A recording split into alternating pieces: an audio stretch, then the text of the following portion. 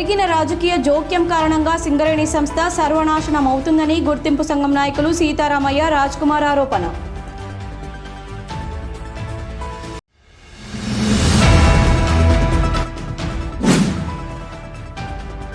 Police శాఖలో armed reserve విభాగం పాత్ర కూడా కీలకమైంది. Ramagundam police commissioner M Srinivas వెల్లడి.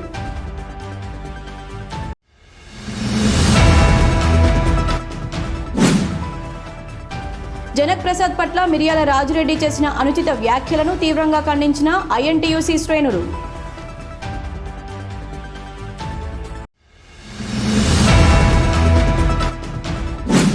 గోదావరికని పట్టణ వాసులను హడలెత్తిస్తున్న 10 కోట్లతో ఉడాయించిన బులియన్ మార్కెట్ వ్యాపారి తానాజీ ఉదంతం.